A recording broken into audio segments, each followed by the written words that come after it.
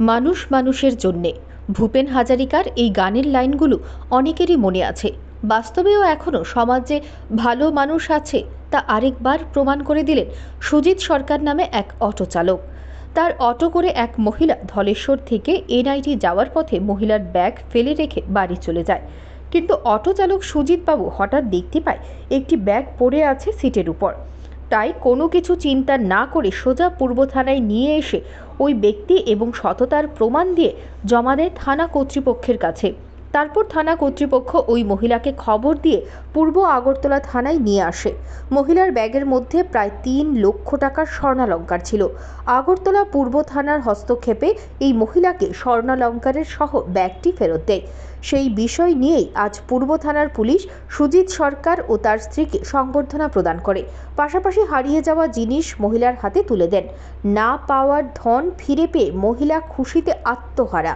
সুজিত বাবুর এরকম মানসিকতার জন্য আজ সংবর্ধিত হলো, দৃষ্টান্ত স্থাপন করলো গোটা ত্রিপুরা রাজ্যে। Bureau report, digital Tripura. পাইছি কই বলতে প্যাসেঞ্জার কই থেকে কই গেছে, সারাদিন অটো চালাই এটা তো কইতে পারি না কই থেকে কই প্যাসেঞ্জার যায়। কিন্তু রাত্রে তো গাড়ি নিয়ে বাড়িতে রাখি, পরের দিন সকালে ঘুম থেকে ওঠার পরে গাড়ি মুছতে গিয়ে দেখি একটা ব্যাগ আছে আমার গাড়িতে। হঠাৎ করে আমি তো ব্যাগটা তো আমি ধরছি না, এটা গাড়িতে রেখে দিছি, ঠিক আছে।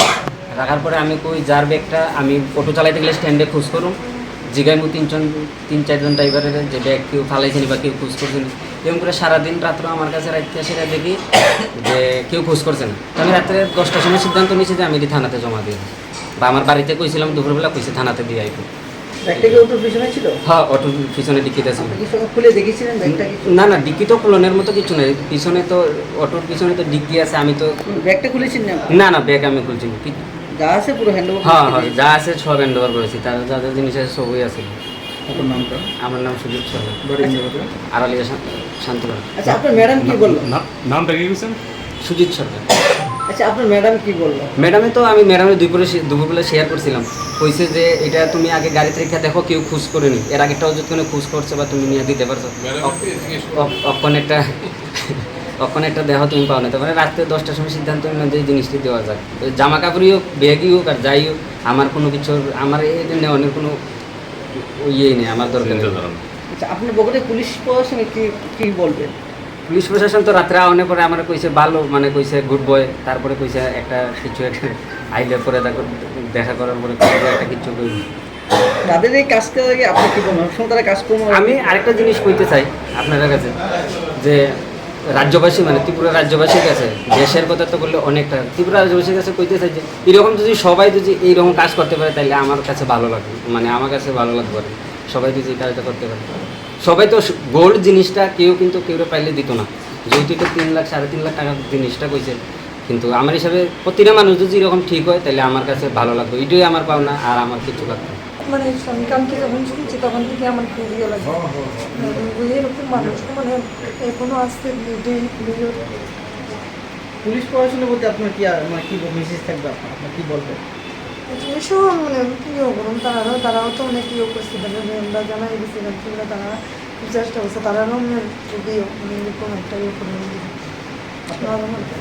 যাহা এসে এমন একটা নিউজ যেটা সবার জানার দরকার আছে, বিশেষত এখনকার দিনে সততা নিয়ে চলার মতো মানুষ এখনও অনেক আছে।